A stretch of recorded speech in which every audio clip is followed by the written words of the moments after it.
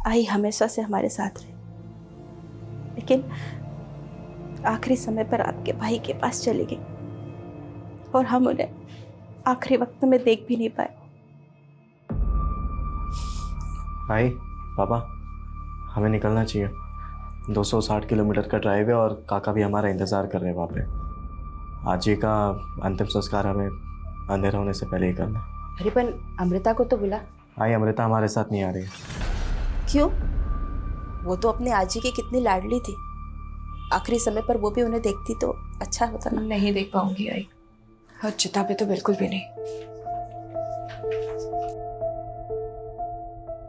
बाबा, हमें चलना चाहिए और अभी आप अमृता की चिंता मत कीजिए। मेरी बहन अभी बहुत स्ट्रांग हो गई है, वो अपना ध्यान खुद रख सकती है। बाबा, अजी का तो सहारा नहीं बन पाई, पर अपना बोझ ढोना सीख लिया है मैंने।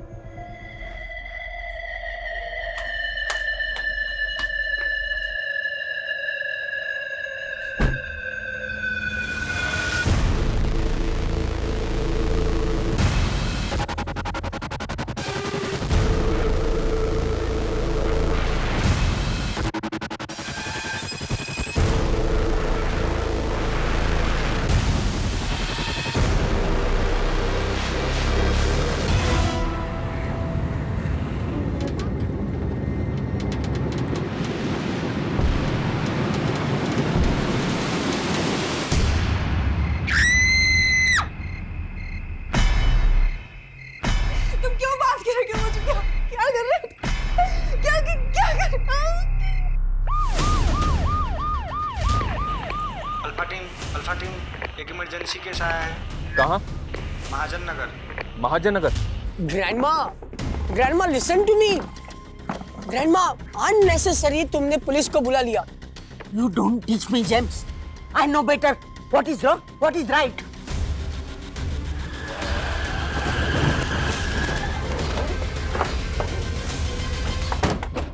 मैंने 1 घंटे पहले आपको कॉल किया था, बट यू पुलिस वाला ऑलवेज लेट। देखिए, आप शांत हो जाइए। मैटर क्या है वो बताइए। Very serious. इस घर से चिकनी चिल्लाने की आवाजें आ रही है, कुछ तो गड़बड़ है। किसका घर है ये? मिस्टर महेश वाइकर। उनकी मम्मी की डेथ हो गई तो वो कल उनके नेटिव प्लेस गए। वो, उनकी वाइफ, उनका बेटा, लेकिन अंदर अकेली उनकी बेटी है और चिकने चिल्लाने की आवाज आ रही है। Something serious.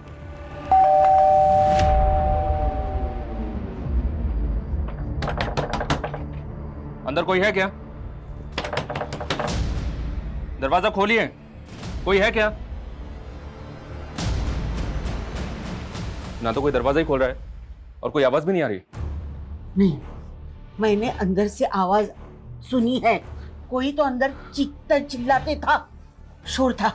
मैंने सुना है, मैंने सुना है।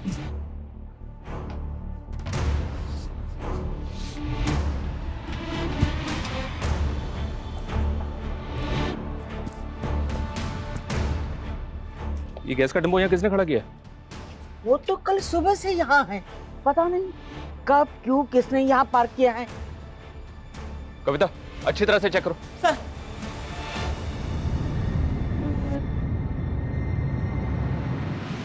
सर गाड़ी में कुछ भी सस्पिशियस नहीं है। लेकिन कविता, सवाल ये है कि ये सारी गाड़ियां रात को गैस डिपो में खड़ी होती हैं, पर ये यहाँ कल से खड़ी है। उस घर से आवाजें आ रही हैं, कोई दरवाजा भी नहीं खोल रहा है।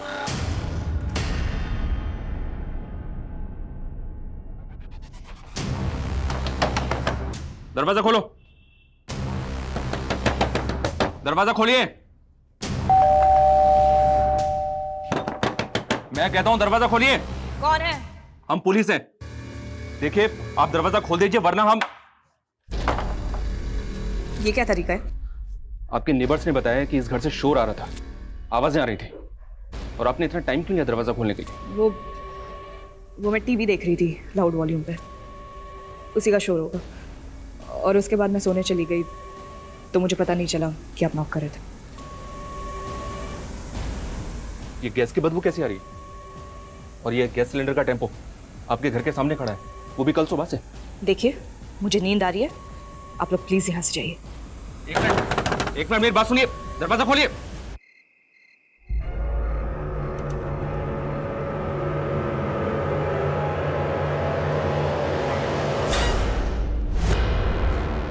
इस विंडो पे किसी की शर्ट होती। ये लड़की बोल रही थी कि घर के अंदर अकेली है, और घर के अंदर कोई और भी है। दरवाजा खोलिए, खोलिए दरवाजा। कर रहे हो? हमें चेक करना है इस घर को।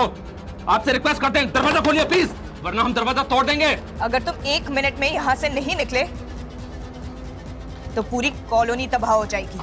देखो देखो, मुझे अकेला छोड़ दो, वरना ये सारे के सारे सिलेंडर्स फट जाएंगे और ये पूरा मोहल्ला आग में झुलस जाएगा। मैं मजाक नहीं कर रही, समझे? अमृता मेरी बात सुनो। अमृता, सर क्या कह रही है ये? क्या इसने सच में ब्लास्ट के लिए सिलेंडर लगा रखे हैं? ये मैटर मुझे बहुत सीरियस लग रहा है। हम इसको बिल्कुल भी हल्के में नहीं ले सकते।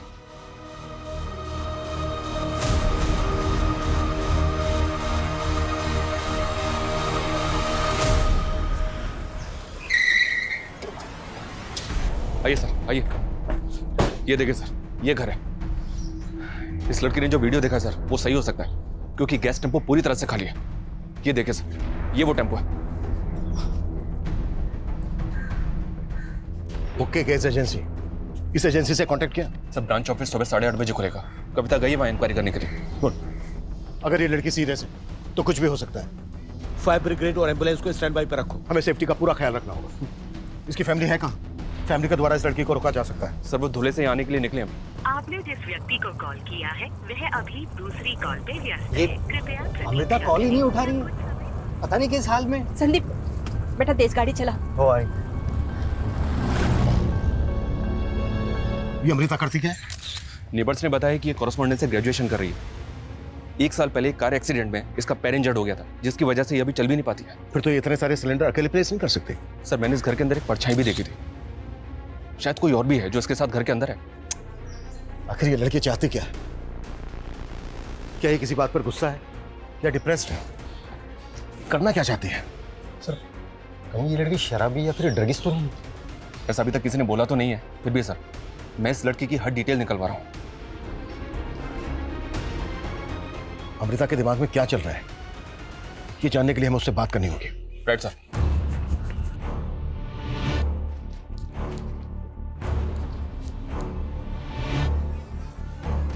अमृता, मैं इंस्पेक्टर अभिमन्यु जिंदल बोल रहा हूं। देखो, हम तुम्हें कोई भी किसी भी तरह का नुकसान नहीं पहुंचाना चाहते। हम तुमसे सिर्फ बात करना चाहते हैं। तुमने जो वीडियो हमें दिखाया, क्या वो कोई प्रैंक था? आखिर तुम चाहती क्या हो? अगर तुम्हारी कोई डिमांड है तो बताओ, हम तुम्हारी डिमांड पूरी करने की पूरी कोशिश करेंगे। मैं तुम्हें एक नंबर दे रहा हूं, वो नंबर नोट करो। ये नंबर मेरा है, 444246।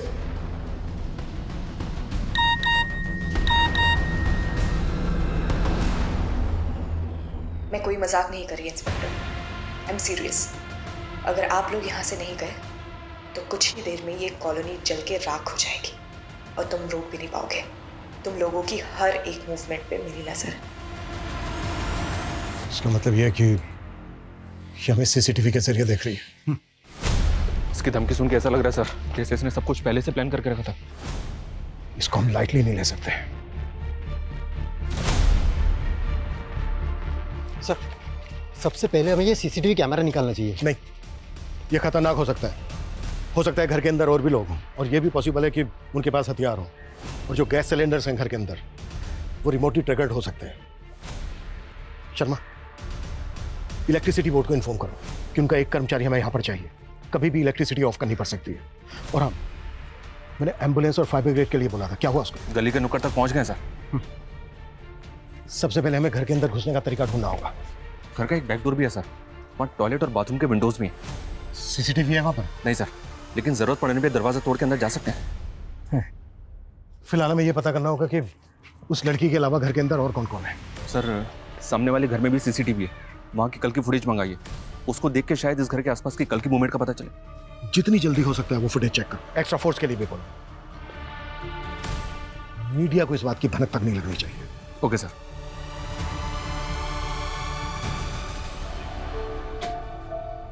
चलो पापा, अब आप घर जाओ, लंच करो और रेस्ट करो। मैं यहाँ पे देख लूंगी। हाँ भाई, अब आधे से ज्यादा टाइम तो तू ही दुकान देखने लगी है। चल, फिर भी कोई जरूरत हो तो कॉल कर देना। ओके पापा।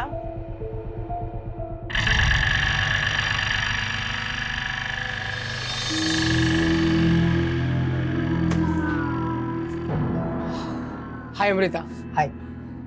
जब भी मैं शॉप में आती हूँ तो यहाँ आ जाता है, फॉलो कर रहा है मुझे। अमृता कम ऑन, कितने दिनों तक नाराज रहोगी? सी, जो कुछ भी हुआ उसके लिए I am really very sorry. माफ कर दो तुझे, तूने ना जान से मारने की कोशिश की थी मुझे। Come on Amrita, it was just an accident. तू निकल जाए या धक्के मार के बाहर निकालो यहाँ से। व्हाट? क्रिश, जो भी पसंद हो ना सब ले लेना, ठीक है? देखो बहुत अच्छे अच्छे टॉयज है इधर। Yes ma'am. How may I help you? Krish बताओ क्या पसंद है तुम्हें? क्रिश नाम है इसका। जी। आओ मैं आपको ना स्पेशल टॉयज दिखाती हूँ। अंदर जा, नहा के आ। आज तेरा बहुत बड़ा दिन है।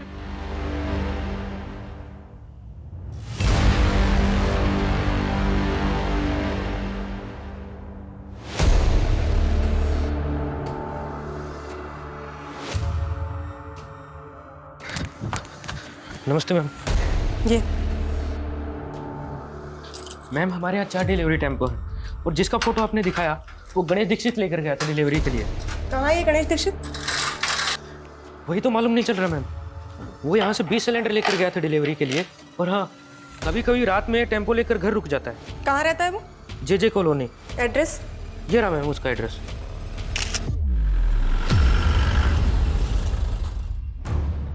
ये टेम्पो सुबह 9:30 बजे ही आया था सर।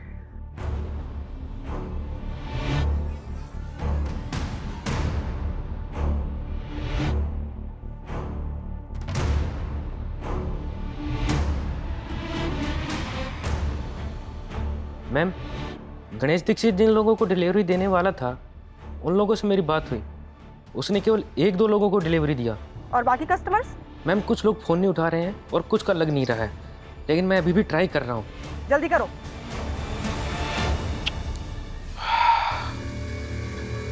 ये आदमी एक एक करके 15 सिलेंडर अंदर लेकर गया और उसके बाद बाहर नहीं आया। सर, इसका मतलब अमृता इस गैस वाले के साथ मिलकर ये सब कर रही है? मोहित, आगे की फुटेज चेक कर क्विक। शर्मा, एक सिलेंडर में करीब 15 kg एलपीजी होती है। 15 सिलेंडर मतलब लगभग 225 kg एलपीजी। अगर ये 15 सिलेंडर एक साथ फटे ना तो आसपास ऐसी तबाही मचेगी कि हम सोच भी नहीं सकते। इसमें कोई टेरेस कनेक्शन तो नहीं है ना सर? पॉसिबल है। मैंने लड़की की डिजिटल फुटप्रिंट पता करने के लिए बोले। मुझे डीसीपी सर को भी अपडेट करना होगा।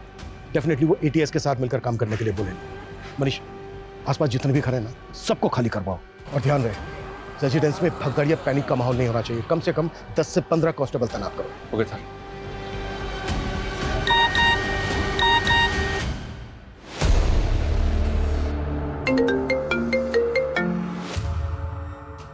सर, ये गणेश दीक्षित है।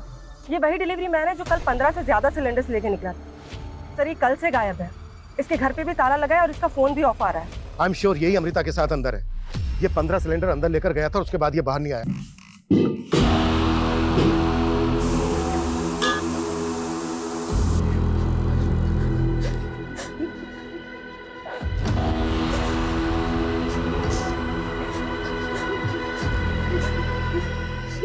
हाथ आगे करो।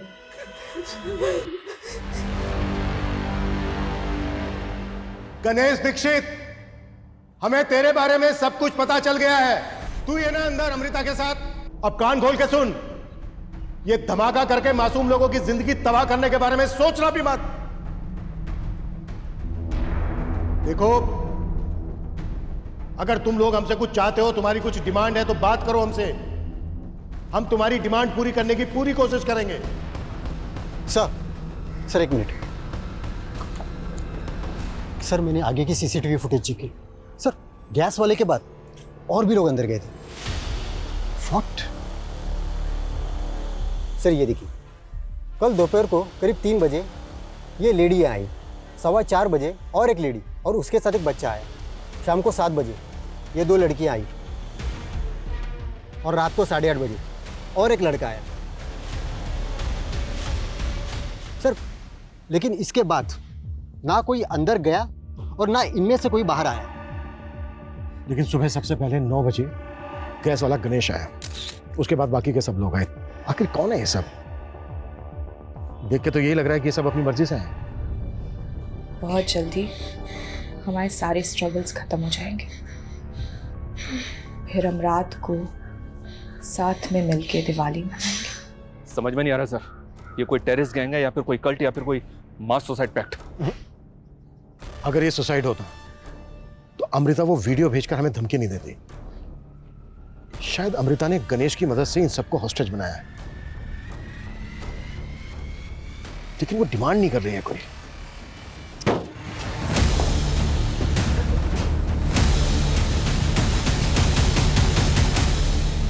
अमृता की पड़ोसी मिसेस डिसोजा और उसके ग्रैंडसन ने भी किसी को आइडेंटिफाई नहीं किया, और बाकी पड़ोसी इनमें से किसी को नहीं जानते।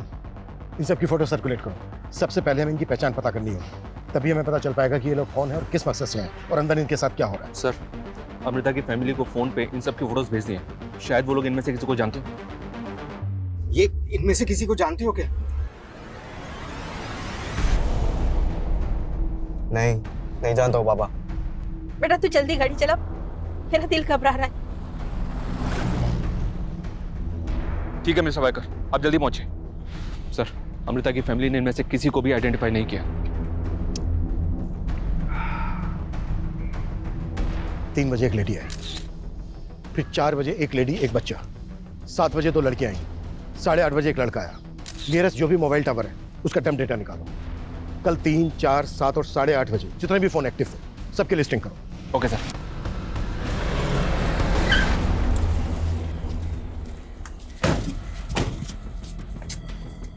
मैं पूनम कदम, ATS। डीसीपी सर ने बताया था कि आप हमें ज्वाइन करने वाली हैं। डीसीपी सर ने मुझे सब कुछ ब्रीफ किया और वो वीडियो भी मैंने देखा। गैस सिलेंडर के पास देखने को तो पटाखे की लड़ी है, लेकिन हो सकता है कि वो पटाखे इंटेंसिव एक्सप्लोजिव से बने हों। तो इसमें टेरर कनेक्शन हो सकता है। हम इस गणेश दीक्षित और अमृता का बैकग्राउंड स्कैन कर रहे हैं, लेकिन उनके सोशल मीडिया एक्टिविटी पे हमें कुछ भी सस्पिशियस नहीं दिखा। ये दोनों सोशल मीडिया पे एक दूसरे से कनेक्टेड भी नहीं है। इनफैक्ट इनके CDR के मुताबिक आज तक इन दोनों ने एक दूसरे को कॉल तक नहीं की। और यहाँ पर ये सब ये दोनों कर रहे हैं। इनके अलावा 6 लोग और भी हैं, ये देखिए, और इनमें एक बच्चा भी है। इन्हें देखकर ऐसा लगता नहीं है कि ये टेररिस्ट होंगे। कई बार ये स्लीपर सेल नॉर्मल सिविलियन जैसे ही दिखते हैं, लेकिन हम इनमें से किसी को भी लाइटली नहीं ले सकते। मैं इन 6 लोगों की इंफॉर्मेशन इंटेलिजेंस से शेयर कर देती हूँ। ऐसे अकड़ में रहोगी ना तो बेटा भी जाएगा और जान भी।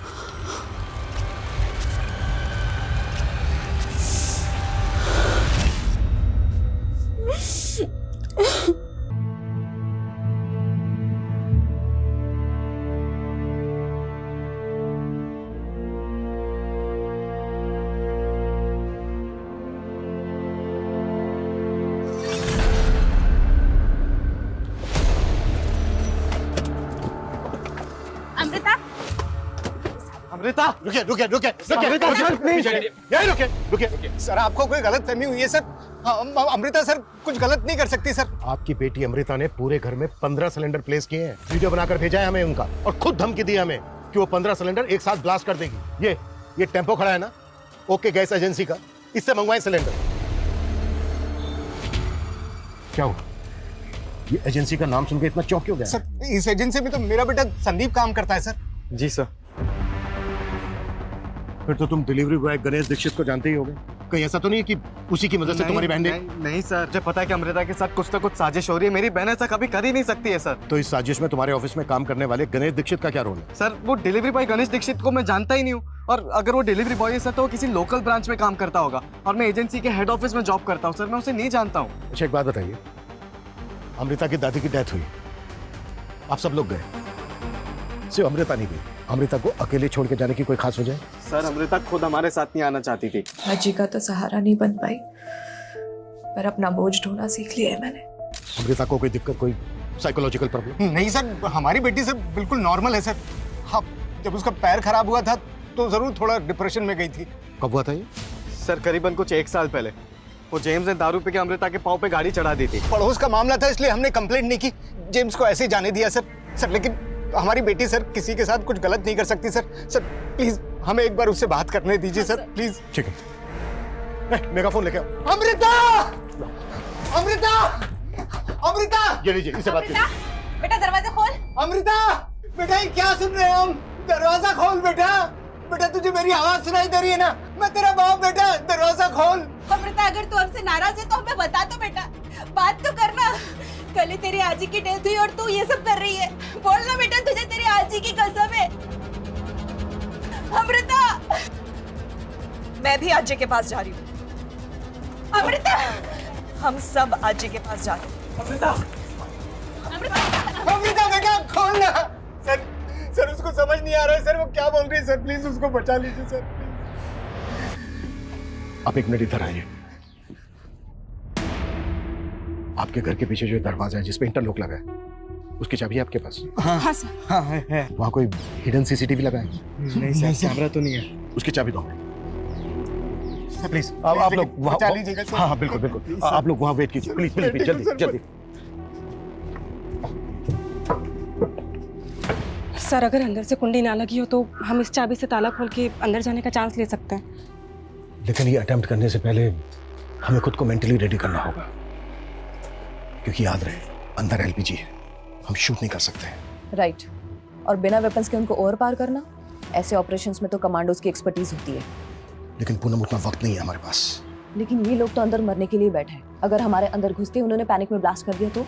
आई नो, ये डू और डाई की सिचुएशन, लेकिन दूसरा कोई रास्ता नहीं है हमारे पास। अटेम्प्ट तो हमें करना होगा। Just give me some time. एक परफेक्ट स्ट्रैटेजी बना के ही हमें ये अटेम्प्ट करना होगा। सर 3 से 8:30 बजे के बीच जो 6 लोग अंदर आए थे, उनमें से 4 लोगों की कल मिसिंग कंप्लेंट फाइल हुई थी। उनकी पहचान पता चली। जो लेडी 3 बजे आई थी उसका नाम राशि शिंदे है, और जो लड़का सबसे आखिर में 8:30 बजे आया था उसका नाम विवेक शिंदे है। विवेक राशि का बेटा है। इन दोनों की मिसिंग कंप्लेंट राशि के पति ने किशनवाड़ी थाने में फाइल की थी सर। और बाकी के दो?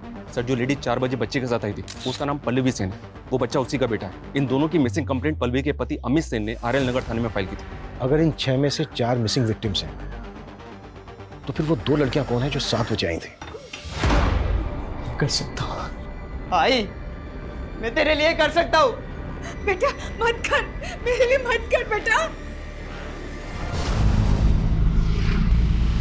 यार मैं ये रोज नए नए घर देख के ना पक गई हूँ शालिनी यार। ये लैंडलॉर्ड्स हम बैचलर्स को समझते क्या है यार? मतलब जब इनके मन में आता है तब बोल देते हैं घर खाली कर दो। तू इतने सारे बॉयफ्रेंड्स हैंडल कर लेती है, तुझसे लास्ट वाला लैंडलॉर्ड हैंडल नहीं हुआ?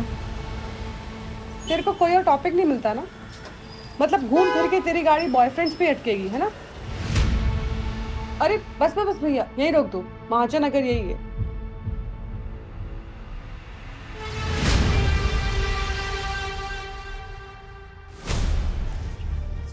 हम अंदर जाने के लिए रेडी हैं।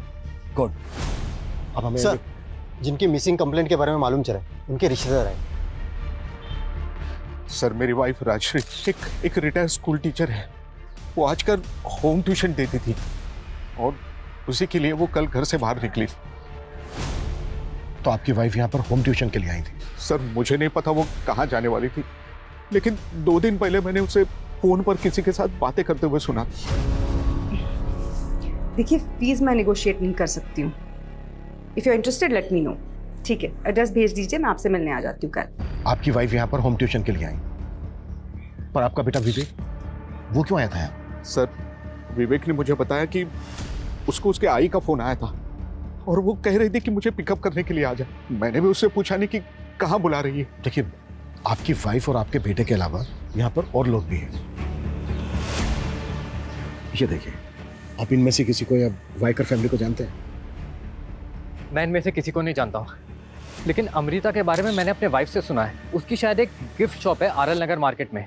मेरी वाइफ क्रिश के लिए वहीं से अब टॉयज खरीदती है। क्रिश बताओ क्या पसंद है तुम्हें? क्रिश नाम है इसका। अमृता के फादर भी उसी शॉप पे बैठते हैं। उन्होंने तो नहीं पहचाना तुम्हारे बेटे को या पल्लवी को? सर दिन में 5-6 घंटे अमृता ही संभालती है सर शॉप को। वो तब आते होंगे सर, मैं नहीं जानता पल्लवी और उसके बेटे को।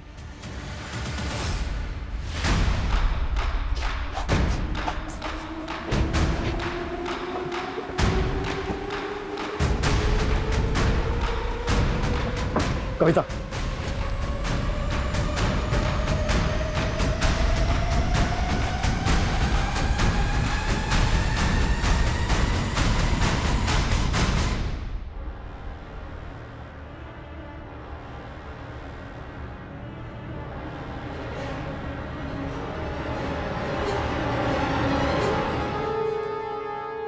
Ganesh Dixit. Please please please please please please गोली मत मारो, गोली मत, प्लीज प्लीज प्लीज प्लीज। तुम लोगों ने अंदर घुस के अच्छा नहीं किया। अगर तुम्हें कुछ चाहिए, तुम्हारी कोई डिमांड है तो बताओ, हम पूरी करेंगे। निकलो यहाँ से, वरना मैं गोली चला। 1 सेकंड में एलपीजी ब्लास्ट होंगे और पूरी की पूरी लंका जल जाएगी। No no please please shoot मत करना, हम लोग वापस जा रहे हैं। ओके वापस चलो। और हाँ, जाते जाते गणेश दीक्षित की लाश को भी लेके जाना। मोहित सर, बॉडी उठाओ। Move move move.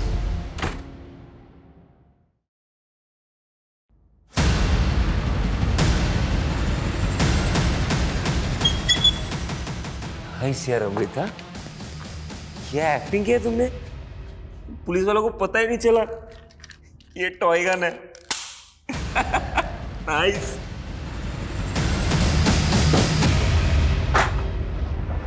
अब तक हम ये मानकर चल रहे थे कि अमृता इस गणेश दीक्षित के साथ मिलकर यह सब कुछ कर रही है। मतलब उसने गणेश का इस्तेमाल सिलेंडर मंगवाने के लिए किया और फिर उसे मार दिया। लेकिन सोचने वाली बात यह है कि वो आदमी कौन है जिस पर अमृता ने गन तानी थी। सर, सीसीटीवी फुटेज के हिसाब से वो फ्रंट डोर से एंटर नहीं हुआ था, तो क्या अमृता ने उसको बैक डोर से लिया होगा और उसके बाद उसको भी बंदी बना लिया? लेकिन ताजुब इस बात का है मनीष कि अमृता ठीक से चल भी नहीं सकती, तो अमृता ने उस आदमी को कंट्रोल कैसे किया होगा? कहीं ये दोनों मिलकर हमारी आंखों में धूल तो नहीं झोंक रहे हैं? मैडम मेरी बेटी से एक बार बात तो कर लेने। मैडम एक बार बात कर लेने दो। मैडम बात कर लेने दो, एक बार बात करके मैं सब सेटल कर लूंगा। अमृता, उस वक्त हम इसलिए वापस आ गए थे क्योंकि हम किसी की जान का खतरा नहीं लेना चाहते थे। आखिरी चांस दे रहा हूं मैं तुम्हें, अगर तुम्हारी कोई डिमांड है तो बताओ हमें, हम पूरी करेंगे। अमृता! अमृता! अमृता! सर डाले लो, सर मेरे बेटे, सर मेरे बेटे।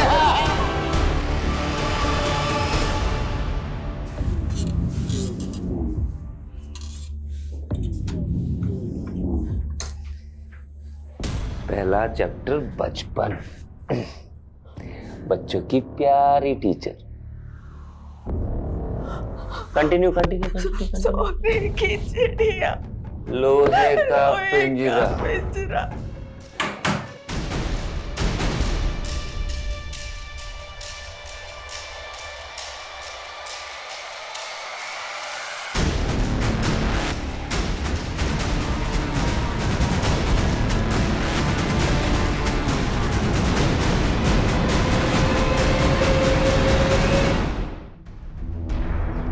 क्या हुआ? कुछ खास मिला क्या? हाँ सर, हमने पहले ध्यान नहीं दिया, लेकिन ये जो पहला सिलेंडर है ये गणेश अंदर लेके गया है। सर 20 मिनट बाद जो वापस आया है, इसकी बॉडी लैंग्वेज स्लाइटली अलग है और सर वो पर्पसली अपना चेहरा छिपाने की कोशिश कर रहा है। मतलब गणेश पहला सिलेंडर लेकर अंदर गया, उसका मर्डर करके उसके कपड़े पहन के कोई दूसरा आदमी बाहर आया। सर, सोशल मीडिया की हेल्प से बाकी 2 लड़कियों की पहचान भी पता चली। जिस लड़की का मर्डर हुआ वो जिग्मा टूरिज्म कंपनी में सेल्स एग्जीक्यूटिव थी और दूसरी लड़की का नाम सोनिया अवस्थी है। ये भी उसी कंपनी में जॉब करती थी सर। एक रिटायर्ड स्कूल टीचर और उसका बेटा और एक हाउसवाइफ और उसका बच्चा, लेकिन इन सबकी प्रोफाइल एक दूसरे से अलग है। सर, हमें इन सबके बीच कोई ऐसा कॉमन लिंक ढूंढना होगा जिसकी वजह से ये सारे के सारे एक साथ एक ही जगह पे इकट्ठा हुए। लेकिन ये कंफर्म होता जा रहा है कि अमृता ने जिस आदमी पर गन तानी थी वो विक्टिम नहीं था, बल्कि उसी ने अमृता के साथ मिलकर सबको हॉस्टेज बनाया हुआ है। हेलो, वो मैं राजश्री शिंदे, वो होम ट्यूशन के लिए बुलाया था। Yes, we were waiting for you. वो एस्टेट एजेंट सुनील ने भेजा है हमें। आइए, अंदर आइए। वो मेरी आई राजश्री शिंदे यहीं पर है ना? हाँ, आओ अंदर आओ। हमें इस आदमी की पहचान पता करनी होगी। पता करना होगा कि इस आदमी का अमृता के साथ क्या कनेक्शन है। Excuse me. Yes sir, how may I help you? I want to give something to my girlfriend, but मुझे ना समझ नहीं आ रहा क्या दूँ. Can you suggest me? Let me see what can I get for you.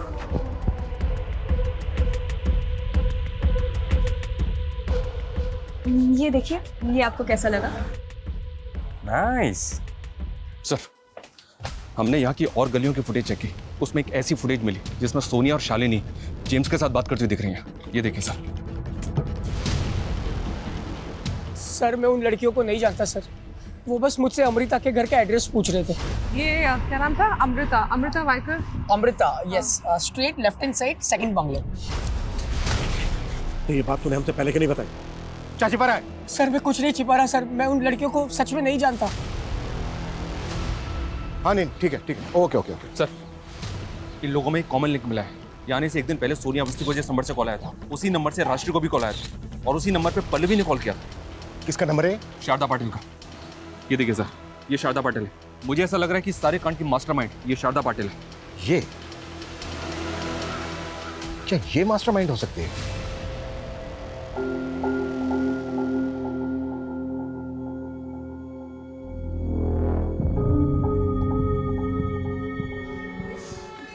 Happy death day to us. Happy death day to us. Happy death day to us. Search करो। क्या कर रहे हैं आप लोग? अरे ये मेरा फोन। पक्के सबूत है हमारे पास। महाजन नगर में अमृता के घर में जिन लोगों को होस्टेज बनाया गया, उसमें आपका हाथ है। सर ये क्या बोल रहे हो आप? राजश्री शिंदे, पल्लवी सेन, इन सबको आपने कॉल किया था ना? कौन है ये सब? सर मैं किसी को नहीं जानती। झूठ मत बोलिए। जिस एरिया में इन लोगों को होस्टेज बना के रखा गया, उस एरिया में कल से एक मोबाइल नंबर एक्टिव है। वो नंबर आपके सीडीआर में भी है। कौन सा नंबर?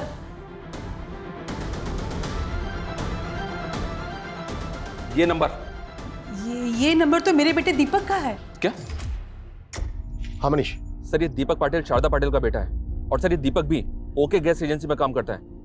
अमृता के भाई संदीप का सीनियर है। 15 साल पहले आपके ट्यूशन में मेरा वो बर्थडे, मैं और पल्लवी, याद है? पल्लवी, तुम्हें मालूम है आज मेरा बर्थडे है? नहीं, anyways happy birthday. Thank you. Pallavi, मुझे तुझसे कुछ कहना है। हाँ बोलो ना। आई लव यू। क्या? क्या हुआ? तुम दोनों बातें क्यों कर रहे हो? मैम देखो ना, ये मुझे आई लव यू बोल रहा है। पहला प्यार तो पूरा नहीं हुआ,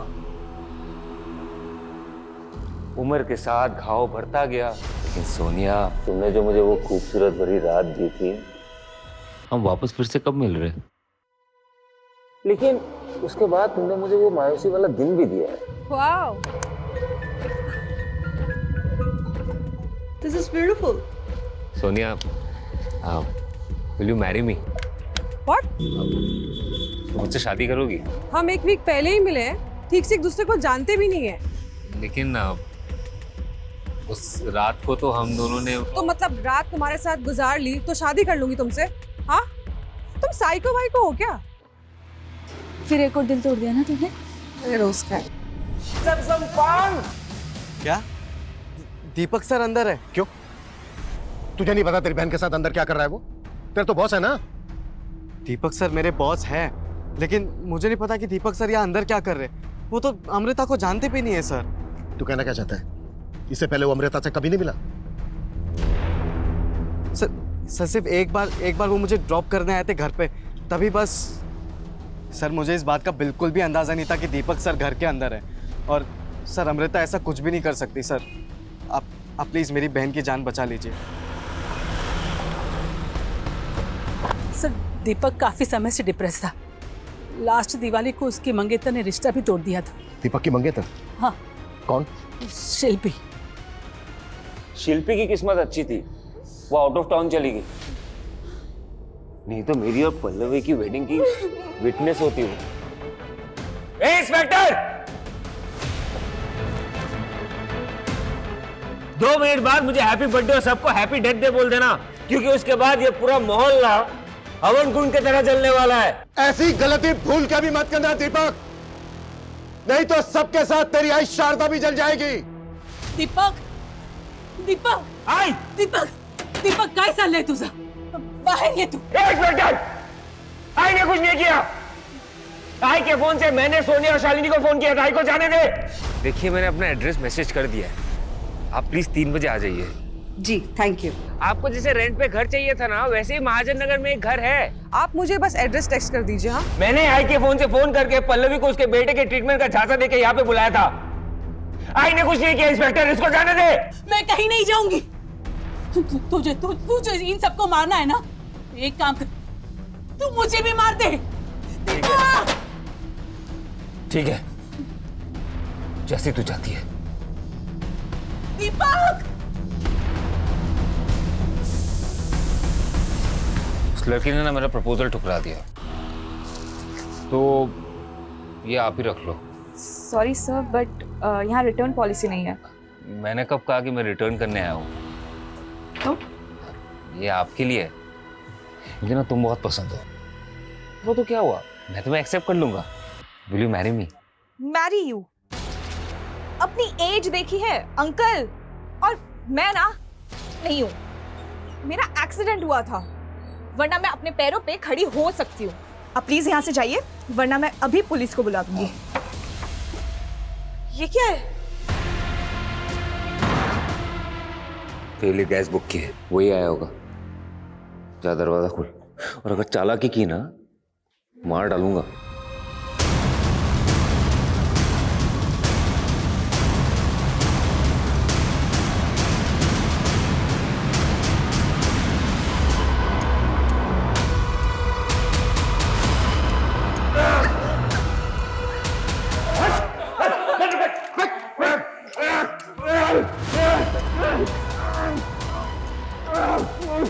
सबको फ्री करो, जल्दी बैक फायर।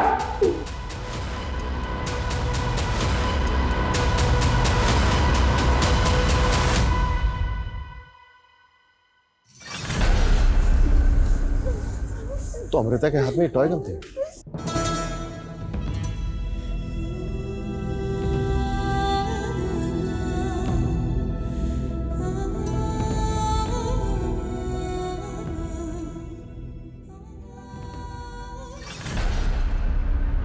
तूने 2 लोगों की जानें ली और इतने सारे लोगों की जान को खतरे में डाला, फिर भी हमने तेरी जान बचाई। अब तू पूरी जिंदगी जेल में सजा काटेगा, खून के आंसू रोएगा तू, ये गारंटी है मेरी। सर कई सर फिरे देखे, लेकिन ये कुछ लड़कियों के प्रपोजल ठुकरा देने की वजह से इतने सारे लोगों की जान इसने खतरे में डाल दी। देखो, कोई भी रिश्ता ना 2 लोगों की सहमति से बनता है। हमें एक दूसरे की एक्सेप्टेंस तभी मिल सकती है जब हम एक दूसरे की सेल्फ रेस्पेक्ट को चोट ना पहुंचाएं। लेकिन कुछ लोग ऐसे होते हैं जो दूसरों की सोच समझ पर, उनके फैसलों पर अपना हक जताने लगते हैं, तो रिश्तों में दरारें आ जाती हैं और उन दरारों में से गुस्से की वजह से अपराध का लावा रिसने लगता है। और ये दीपक जैसे लोग, ये लोग तो ऐसे होते हैं कि रस्सी जल गई पर बल नहीं गया। ऐसे लोगों से हमेशा सतर्क रहना चाहिए।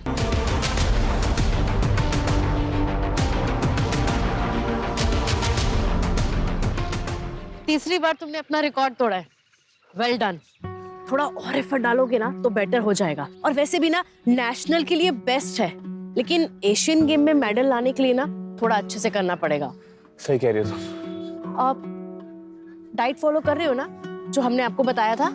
तुम्हें पता है ना हम कितने इंटेलिजेंट हैं। अच्छा, वो कैसे? वो ऐसे कि हमने अपने न्यूट्रिशन से प्यार कर लिया। अब सारी जिंदगी फिटनेस की टेंशन खत्म। अच्छा, लेकिन हम सीरियस हैं। हम चाहते हैं कि आप अपना स्टेमिना बढ़ाओ एशियन गेम के। सर वो ईद की छुट्टी ली थी इसलिए हम। अच्छा, छुट्टी ली थी? डीएसपी साहब ने ऑर्डर पर बुलाया तुमको? पुलिस ट्रेनिंग ग्राउंड पर ये सब करोगे? एक मिनट, डीएसपी साहब ने ये वीडियो कैसे देख ली? क्या सारा दिन इंटरनेट पे वो सर्फिंग करते रहते हैं? क्या कहना चाह रहे हैं? देखिए सर, हम सब अच्छे से जानते हैं, अगर आपकी कोई हमारे से प्रॉब्लम है तो खुल के बताइए। ऐसे खेल मत खेलिए, दोस्ती और दुश्मनी सब खुल के करते हैं हम। और ये मत भूलो कि हम तुम्हारे सीनियर हैं। बस इतना कह रहे हैं कि दोबारा ऐसा नहीं होना चाहिए, समझे? जा सकते हो। जी,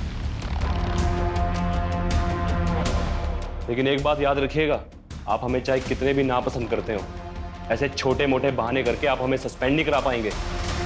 कुछ बड़ा ढूंढ के आइएगा।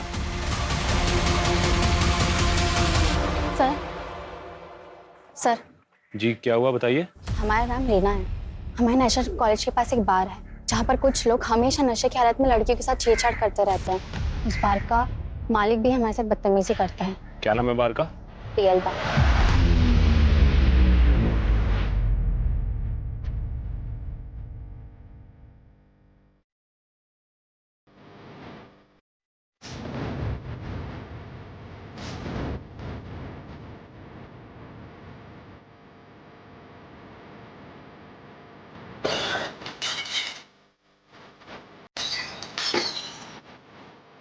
ए, दिमाग खराब है क्या तेरा?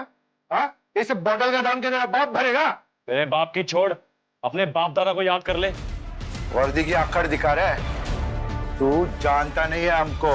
कुछ दिन अंदर रहेगा ना तो अच्छे से जान पहचान हो जाएगी। यहाँ बार खोलकर गुंडागर्दी करता है, लड़कियां छेड़ता है, चल बाहर।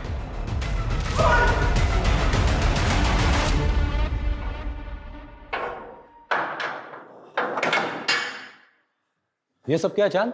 कुछ नहीं सर, अपनी ड्यूटी कर रहे हैं। ये आदमी ना कहानी मत सुना मुझे, और ये मत भूलो कि ये जो वर्दी मिली है ना, स्पोर्ट्स कोटा में मिली है तुम्हें, ना तुम्हारे बस की बात नहीं है सब इंस्पेक्टर बनना। जिस आदमी को अंदर डाला है ना, तुरंत रिलीज करो। सर इसके खिलाफ कंप्लेंट मिली है हमें। कंप्लेन मिली है? मतलब कोई भी लड़की आकर कुछ भी कहेगी, बिना इंक्वायरी किए मान लोगे? हाँ मिश्रा जी? Yes sir. ये सज्जन आदमी को तुरंत रिलीज करिए। यस।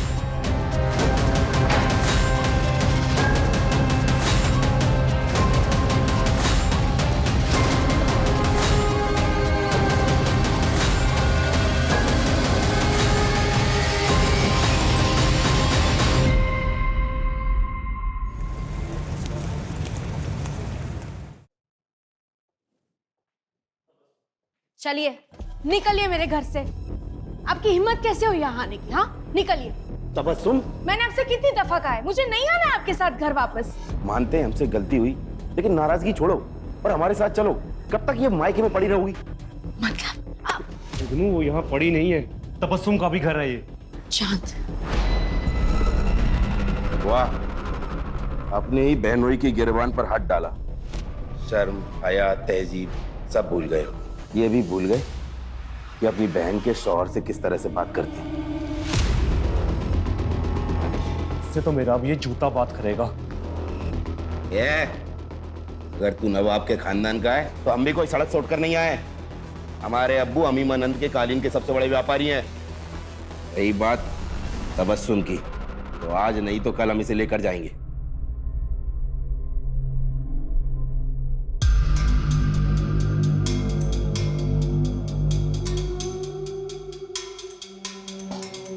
क्या है ये सब? तुम्हें इस बात का अंदाजा भी है कि हम नवाबों के खानदान से हैं? हमने ख्वाब में भी नहीं सोचा था कि हमें इस तरह की बेहूदगी देखने को मिलेगी कभी। वो लड़की न तो हमारी कौम की है और ना ही हमारी बराबरी की है। ये रिश्ता तो हरगिज नहीं हो सकता। निकाह तो हम नैना से ही करेंगे। फिर तो हमारी लाश पर से गुजर कर करना होगा तुम्हें ये निकाह।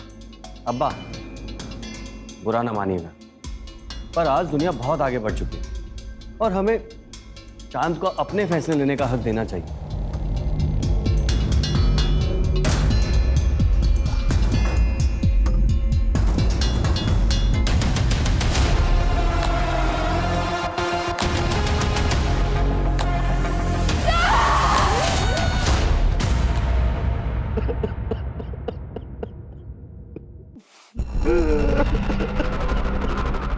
अरे जैसा भी था हमारा साला था, हम सबको छोड़कर चला गया। जब तक पोस्टमार्टम नहीं हो जाता हम हमारे भाई को नहीं दफनाएंगे।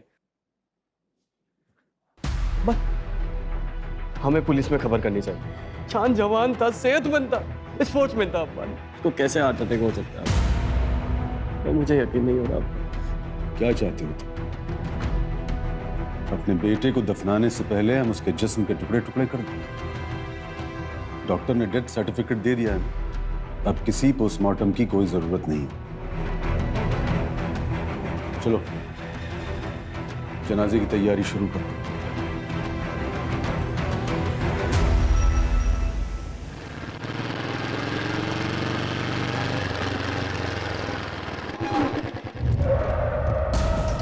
ए, कौन हो तुम लोग?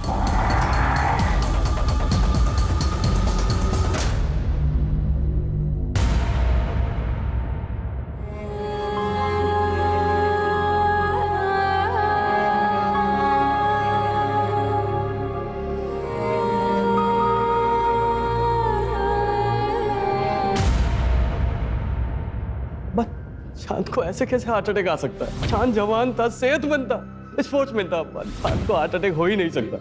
मैं यकीन नहीं कर पा रहा हूँ। अब्बा। हाँ बेटा। अब्बा आप दिल के मरीज हैं। भाई के जाने का गम सबको है, मगर आप यूं ही ये सब सोचते रहोगे तो आप ही की तबीयत बिगड़ेगी ना। अब ये सब सोचना बंद कीजिए और ये लीजिए दवाई।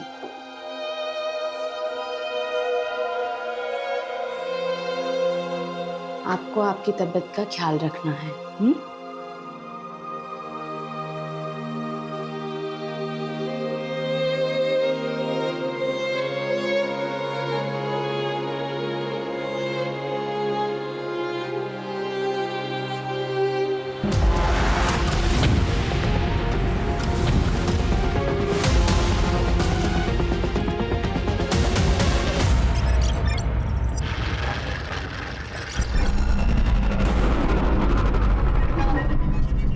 जी कहिए। मेरा आज इंटरव्यू है, मुझे देर हो रही है, मुझे अगले आईटी चौराहे तक उतार देंगे? आइए बैठिए।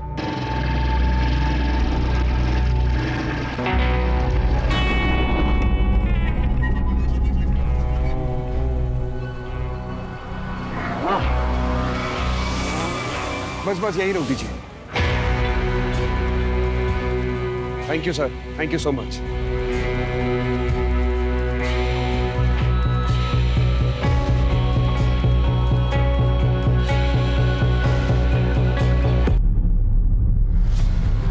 जल्दी आओ, यहाँ कोई गिर पड़ा है।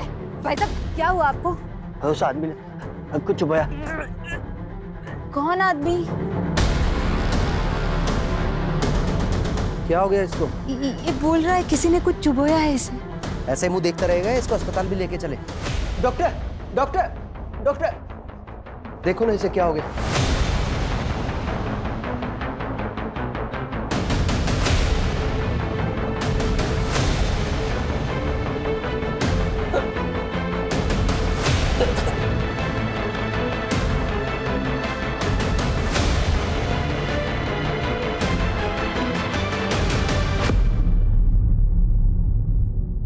आई एम सॉरी, पर ये नहीं रहे।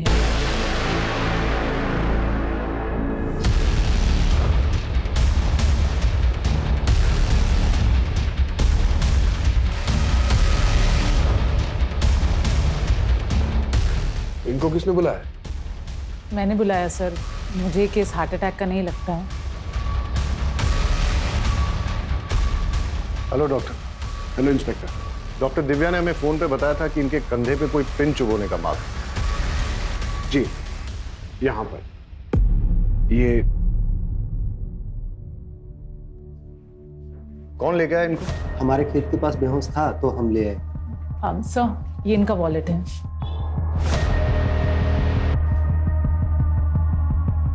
नवाब अरबाज कुरैशी, उन्नाव। फैमिली को इन्फॉर्म करो और बॉडी को पोस्टमार्टम के लिए भेज। Right sir. हम नवाबों के खानदान से हैं। पूरे उन्नाव में हमारी शान थी, लेकिन एक झटके में हमारा पूरा कुनबा बिखर गया।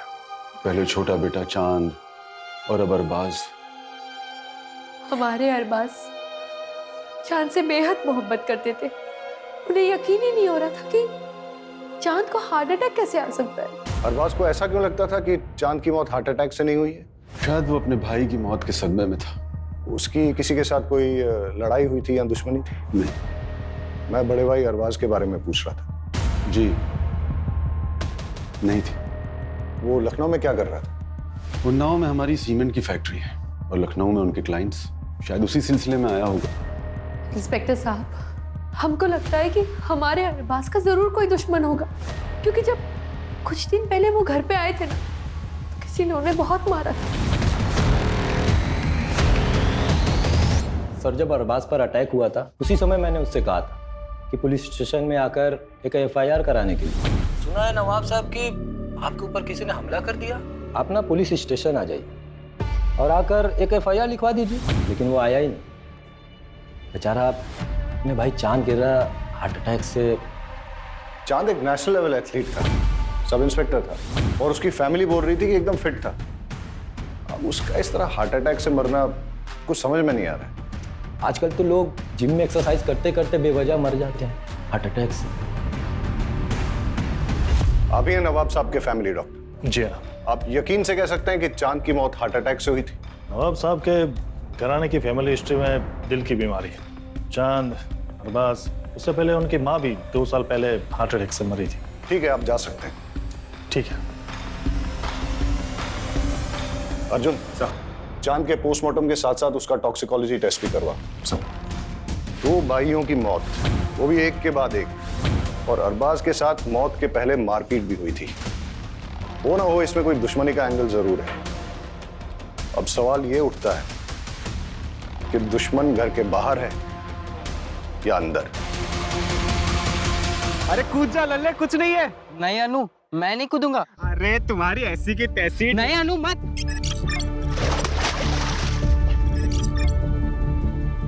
अरे नौटंकी बाज।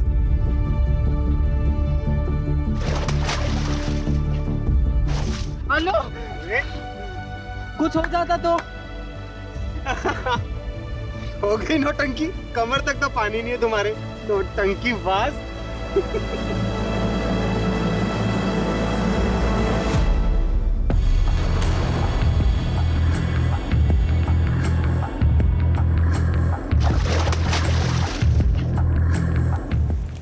बहुत प्यार करते थे वो हमसे, लेकिन गुस्से वाले भी थे। हम उन्नाव पुलिस वालों को कह कह के थक गए थे कि चांद को हार्ट अटैक नहीं आ सकता है। हम खुद पेशे से न्यूट्रिशनिस्ट हैं, उनके खाने पीने में कड़ी निगरानी रखते थे हम। अभी अभी आपने बताया कि वो व्यवहार से थोड़े गुस्सैल थे, तो उनकी किसी के साथ कोई अनबन जिसके बारे में आप जानती हैं? शायद हमारी शादी, हम दोनों अलग अलग धर्म के थे और इस शादी के खिलाफ बहुत से लोग थे। मेरे कुछ घर वाले और चांद के कुछ जानने वाले लोग। ऑनलाइन तो हमारे रिश्ते का मजाक भी बना। ये देखिए, ये वीडियो सबसे पहले किस आईपी एड्रेस से अपलोड हुई, किसने भेजी और किस किस को भेजी, सारी डिटेल्स निकालो। जी सर, और मैंने उस चौक को भी पता करने के लिए कह दिया है, शायद वहां से कोई क्लू मिल जाए। सर, ये अरबाज की पोस्टमार्टम रिपोर्ट है। ठीक, जाओ। ओके सर, पोस्टमार्टम रिपोर्ट के हिसाब से अरबाज की मौत हेवी पॉइजनिंग की वजह से हुई। ये भी लिखा है कि अगर ज़्यादा मात्रा में लिया गया हो तो महज कुछ ही मिनटों में उस इंसान की मौत हो सकती है।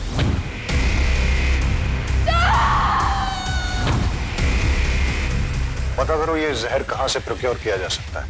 और हाँ, अगर अरबाज की मौत जहर देने से हुई है तो हो सकता है कि चांद को भी ऐसे ही मारा गया। अर्जुन, चांद हमारे डिपार्टमेंट का ऑफिसर था, उसके कातिलों को छोड़ेंगे नहीं। लेकिन सर, हम पता कैसे करेंगे? चांद का पोस्टमार्टम नहीं हुआ था, उसकी बॉडी को दफना दिया गया था। कोर्ट से उसकी बॉडी को निकालने का परमिशन लेते हैं। उसे इंसाफ दिलाने का यही एक तरीका है। माफ कर दे अनु। माफ कर दे? क्या किया क्या है तूने? मेरी एक गलती की वजह से हमारी दोस्ती टूट गई। वो इतनी छोटी सी बात के लिए लल्ले तू हमारे बचपन का प्यार, बचपन की दोस्ती सब भूल जाएगा? बेवकूफ इंसान। इधर आ। तो चांद के अवशेष को निकलवाकर टॉक्सिकोलॉजी के लिए भेज दिया गया है। हमारी फोर्स का होनहार ऑफिसर था, फिर भी मरने के बाद भी उसे चैन नहीं मिला। इंस्पेक्टर राकेश के साथ चांद की कुछ प्रॉब्लम चल रही थी। अपने राकेश साहब जो है ना, बड़े साहब, खाने पिलाने वाले आदमी थे, और चांद साहब एकदम सीधे साधे। उनके बीच में कुछ तो झगड़ा चल रहा था। सुन, जो फाइल के पन्ने पलट रहा है ना, बंद कर दे, और जो कर रहा है ना, वो भी करना बंद कर। हम क्या कर रहे हैं सर? सस्पेंड करा देंगे तुझे। नहीं करा पाएंगे सर। आखिर उड़ते हुए तीर को कौन न्योता देता है? चांद और उसके बड़े भाई अरबाज दोनों ही जुगनू और तबस्सुम की तलाक करवाने के पीछे पड़े थे। इससे तो मेरा अब ये जूता बात करेगा, क्योंकि वो दोनों जुगनू को पसंद नहीं करते थे। क्या प्रॉब्लम थी जुगनू के साथ? जुगनू ने झूठ बोल के शादी की थी। न वो नवाब है और ना ही पैसे वाला। दिन भर आवारागर्दी करता रहता है, अयाशी करता रहता है। पता करो ये जुगनू कहाँ टिमटिमाता है। Right sir.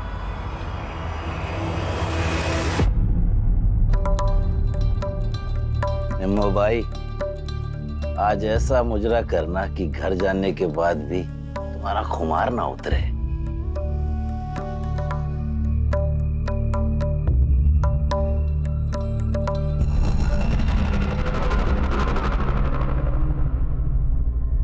यहाँ तो ताला लगा हुआ है। नजाकत ने लूटा शराफत। पुलिस हमारे घर? चल अंदर बैठ। अरे ये क्या बदतमीजी है? चल।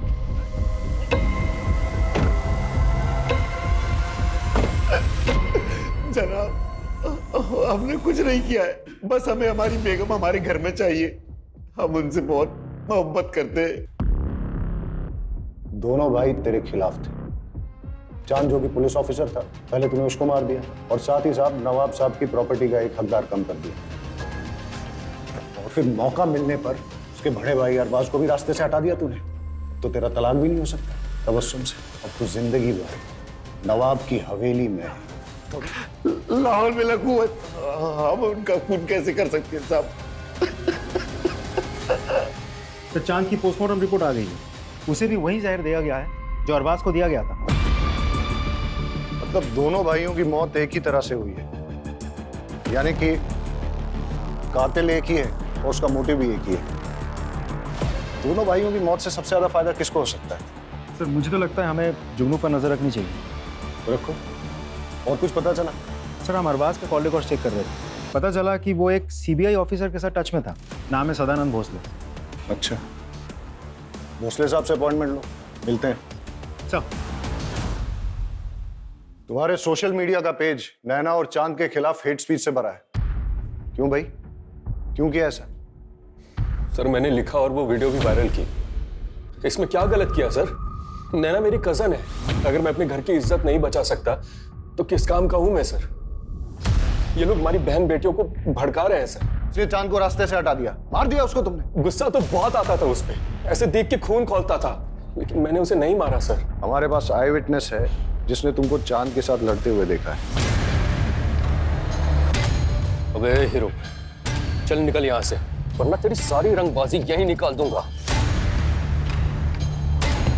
मार लो। चांद, छोड़ो से। क्या कर रहे हो तुम लोग यहाँ? मुझे ना यहाँ पे कोई तमाशा नहीं चाहिए। बैठो। सर उन लोगों के साथ कुछ भी होता है तो पूरी दुनिया ह्यूमन राइट्स के नाम पे खड़ी हो जाती है। हमारी बहन बेटियों के साथ जो हो रहा है उसका क्या सर? नफरत से सिर्फ नफरत फैलती है।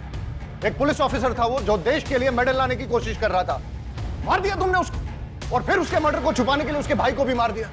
ऐसे नहीं मानेगा ये। तुम्हें क्या लगता है एक पुलिस ऑफिसर का मर्डर हो जाएगा और पुलिस हाथ पे हाथ धरी बैठेगी?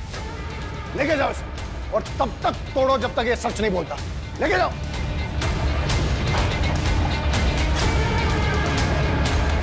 सर खबरों से पता चला है कि अरबाज की मौत से पहले उसके साथ जो मारपीट हुई थी वो बबलू के आदमियों ने की थी। उठा के लाओ बबलू को।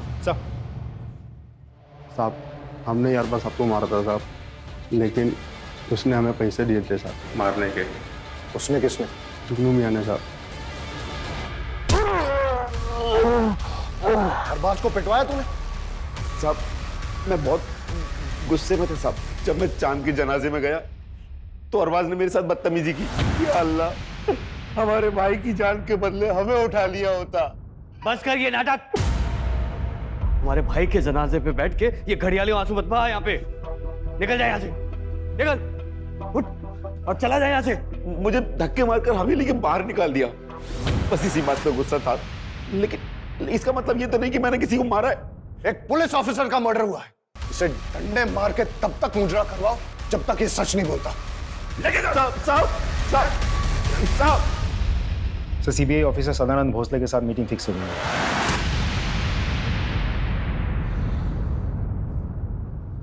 अरबाज ने मुझसे बात की थी। वो चाहता था कि उसके भाई के मर्डर की इन्वेस्टिगेशन सीबीआई करे, लेकिन सीबीआई ऐसे किसी केस को कैसे ले सकती है? मैंने उसे लोकल पुलिस स्टेशन में जाकर एफआईआर दर्ज कराने की बात की थी। सब इंस्पेक्टर चांद का मर्डर केस काफी पर्सनल है सर हमारे लिए। एक पुलिस ऑफिसर को मारा गया और उसके बाद उसके बड़े भाई का भी मर्डर किया गया, और अभी भी हमारे हाथ में कोई ठोस कड़ी नहीं लग पाई। Anyways, thank you.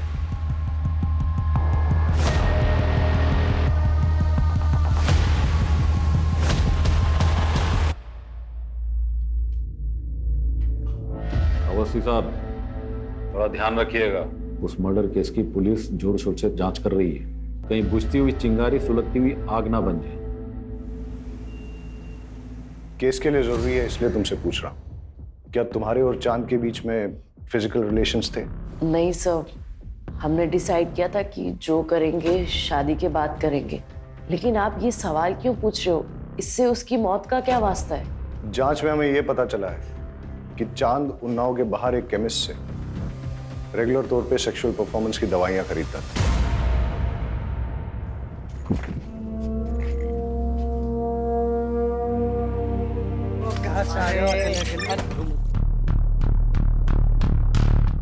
इंस्पेक्टर साहब, आप लोग यहाँ? आपकी हवेली की तलाशी लेनी। सर्च वारंट है हमारे पास। अर्जुन, सर्च करो।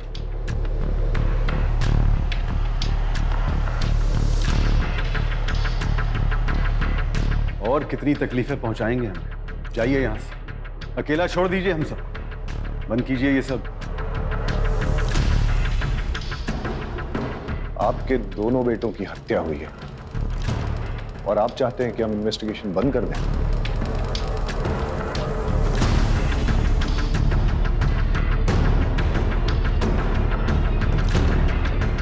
सर, चांद के कमरे से ये मोबाइल और ये फाइल मिली।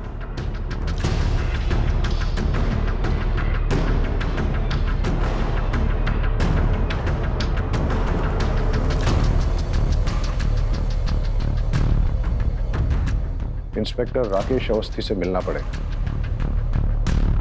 आपका चांद के साथ कोई प्रॉब्लम चल रहा था तो आपने उसे मरवा दिया और फिर इस मर्डर को छुपाने के लिए चांद के बड़े भाई अरबाज को भी मरवा दिया। ये सब बकवास और बेकार की बातें हैं। ये डॉक्यूमेंट्स देखिए, चांद ने ये सबूत इकट्ठे किए थे कि 6 महीने पहले एक लड़के को आपकी कस्टडी में टॉर्चर करते हुए आपने उसे मार डाला। सर क्या करें ये?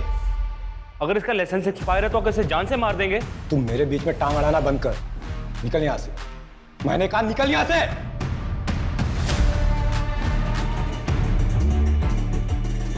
हम ना छोड़ेंगे नहीं तुम्हें। एक मासूम की जान ले ली तुमने। तुम्हारा असली चेहरा ना सबके सामने लेकर आएंगे, ये हमारा तुमसे वादा है। हम आपसे बहुत इज्जत से पेश आ रहे हैं, तो ये मत भूलिएगा कि हम आपके बराबर के ऑफिसर हैं। सीमा लांगी या लांगने की कोशिश की तो बात डीएसपी तक जाएगी।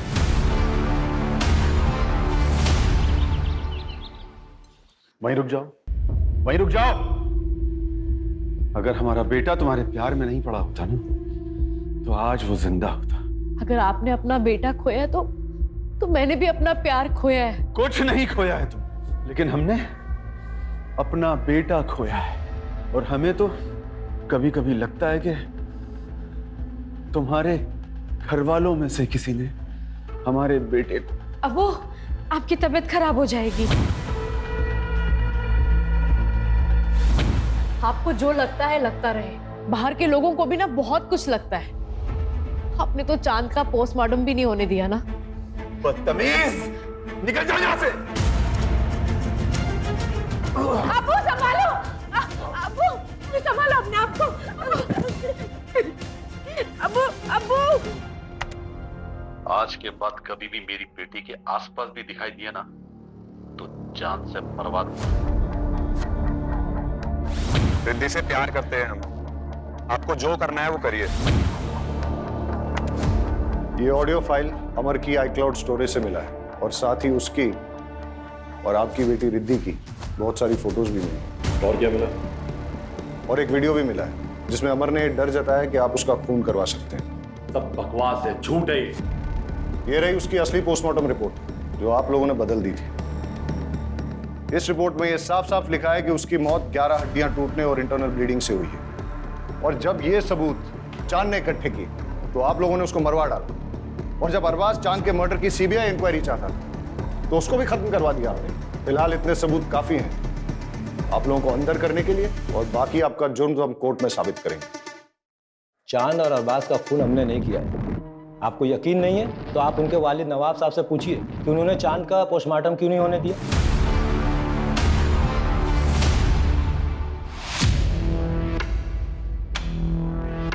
कैसे हैं इकबाल साहब? ठीक है। अभी हमें जब पता चला कि इकबाल साहब को हॉस्पिटल लेके आए तो हमने सोचा कहीं इनके साथ भी ऐसा ही तो नहीं हुआ जैसा इनके बेटों के साथ। नहीं सर, नवाब साहब को सिर्फ दिल की बीमारी है। ये उनकी जो लेटेस्ट रिपोर्ट्स आई है उसके हिसाब से लग रहा है कि बहुत दिनों से उन्होंने अपनी दवाई नहीं ली। मगर अब्बा तो उनकी दवाई हमेशा वक्त पर लेते थे और हम हमेशा उनकी दवाई अपने साथ ही कैरी करते थे। वक्त पे वक्त अगर जरूरत पड़ गई तो आप हमें 2 मिनट दीजिए, हम लेकर आते हैं।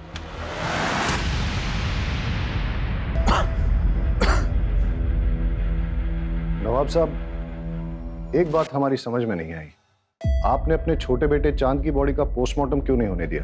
बचपन से जिसे दिल से लगाकर पाला, पोसा, बड़ा किया, उसके टुकड़े कैसे होने देते।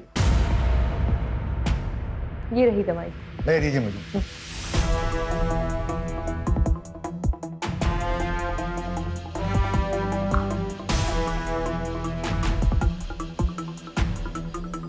सर ये तो शुगर है, चीनी है ये। कौन देता था इन्हें ये दवाई?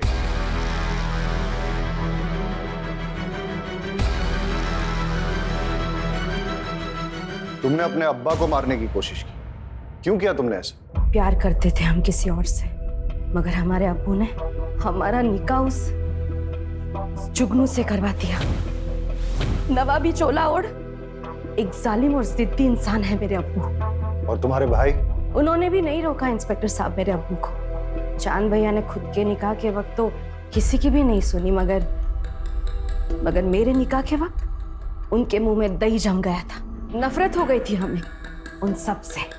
अच्छा हुआ दोनों मर गए, काश मेरे अब्बू भी मर जाते। मर गए या तुमने मरवा दिया? नहीं इंस्पेक्टर साहब, चाहने में और करने में फर्क होता है। हमें नफरत जरूर थी मगर हमने नहीं मारा उन्हें, सच्ची।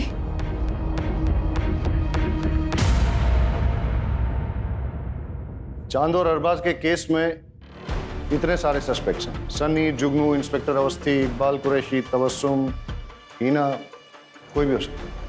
लेकिन सर अभी भी समझ में नहीं आ रहा है कि चांद और उसके बड़े भाई अरबाज को मार कौन सकता है? इनमें से कोई भी हो सकता है, या फिर नैना, क्योंकि जो जितना भोला भाला दिखता है वो उतना ही शातिर भी हो सकता है। एक काम करो अर्जुन, चांद और अरबाज के केस में ये जितने भी सारे सस्पेक्ट्स, सबकी डिटेल्स फिर से निकालो। छोटी से छोटी चीज भी चेक करो, कुछ तो है जो हमसे छूट रहा है। सर बस एक कड़ी हाथ में आ जाए तो सारे पेज खुल जाएंगे। सर बाकी सब तो क्लीन है, लेकिन एक इंटरेस्टिंग बात सामने आई है। पिछले 2 साल में हिना ने अपने बैंक अकाउंट से कोई ट्रांजैक्शन नहीं किया था, लेकिन अरबाज के मौत से 2 दिन पहले हिना के पिता ने उसके अकाउंट में 10 लाख रुपए ट्रांसफर किए थे, और अरबाज के मौत के 10 दिन बाद हिना ने वही 10 लाख रुपए कैश में विड्रॉ किए थे। जी हमने डाले थे पैसे, हिना को पैसों की जरूरत थी। अरबाज के बिजनेस में काफी नुकसान हो गया, इसीलिए कुछ पैसे की जरूरत थी। कितने पैसे बेटा? करीबन 50 लाख के आसपास। आपने वो 50 लाख रुपए शौहर को बचाने के लिए इस्तेमाल किए या शौहर को प्रॉब्लम में डालने के लिए? मतलब अरबाज के मरने के 10 दिन के बाद आपने वो सारे पैसे निकाल लिए कैश में, क्यों और किस लिए? घर में जरूरत थी इसलिए। हमने नवाब साहब से भी बात की और तबस्सुम से भी। आपने घर पे न तो वो पैसे किसी को दिए हैं और ना ही घर के खर्च के लिए इस्तेमाल किए हैं। कहाँ इस्तेमाल किए वो 50 लाख? सुना है आपने अपने पर्सनल क्लिनिक के लिए नए इक्विपमेंट खरीदे। हाँ तो सर इसमें क्या क्राइम हो गया? ये क्राइम तो नहीं है, लेकिन ये 50 लाख रुपए आपके पास आए कहाँ से? मेरे पैसे हैं, मैंने जमा किए थे। चलिए वो छोड़िए, ये बताइए, आप तो लखनऊ में प्रैक्टिस करते हैं, तो फिर आप जिस दिन चांद की मौत हुई उस दिन उन्नाव में क्या कर रहे थे? जिस ऑटो में आप बैठ के गए थे और आपने जो उसको ऑनलाइन पैसे ट्रांसफर किए थे भाड़े के तौर पे, उसका रिकॉर्ड भी है हमारे पास। और उस ऑटो वाले ने हमें ये बताया कि आप ऑटो में वेट कर रहे थे, जब चांद की बारात आई तभी आपने उसे छोड़ा। हम उस जहर तक भी पहुंच गए जो आपने लैब टेक्नीशियन संतोष सिंह से खरीदा और जिस जहर को आपने चांद और अरबाज में इंजेक्ट किया। डॉक्टर साहब अब तो सच बोल दो, मैंने दोनों का फोन किया।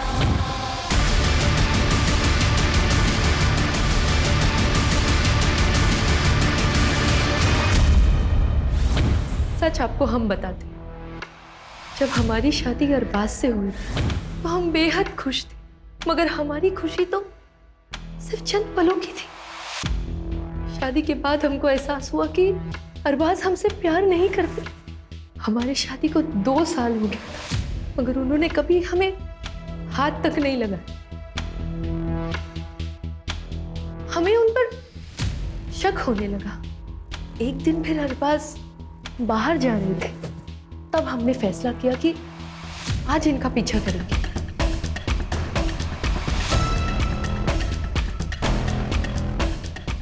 अरे लल्ले, आज तुम हमसे मिलने आए हो?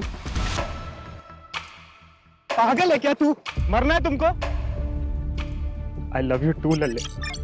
जब तुमने मुझे एकदम से किस कर लिया था तो मैं घबरा गया था। मैं अपने आप को एक्सेप्ट नहीं कर पा रहा था मैं। पर सच बात तो यह है कि आई लव यू टू।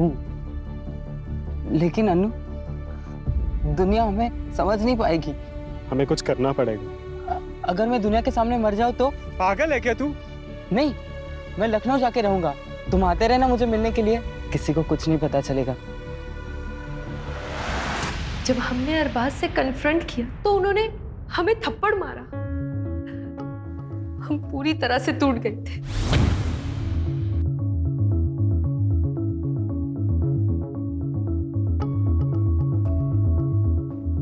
क्या हुआ भाभी?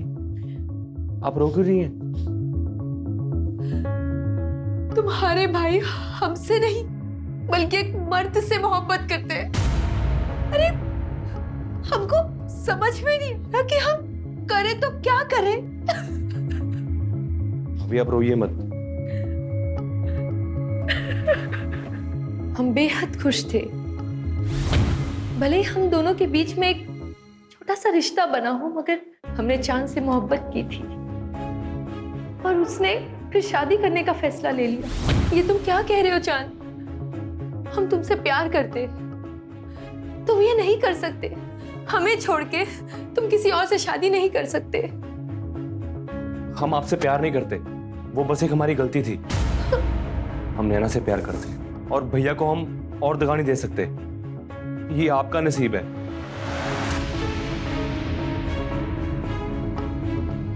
एक भाई ने हमें तन्हा कर दिया और दूसरे ने हमारा प्यार किसी और को उठाकर दे दिया। ये देखकर हमारी को इतनी ठेस पहुंची कि हमारा दिल पत्थर का बन गया साहब। जब एक इंसान का दिल पत्थर का बन जाता है ना, फिर उससे कोई फर्क नहीं पड़ता।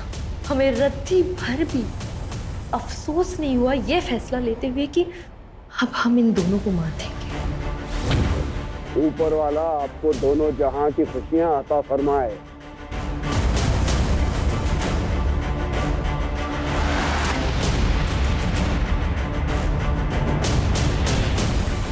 अरबाज को उसके भाई के खून के बाद तड़पते हुए देख के बहुत खुशी हो रही थी हमें, मगर अरबाज के सर पर तो अपने भाई की मर्डर की इंक्वायरी करने का भूत सवार हो गया। बस फिर क्या, अरबाज और उसके भूत दोनों को साथ में दफना दिया। जी कहिए। मेरा आज इंटरव्यू है, मुझे देर हो रही है। मुझे अगले आईटी चौराहे तक उतार देंगे?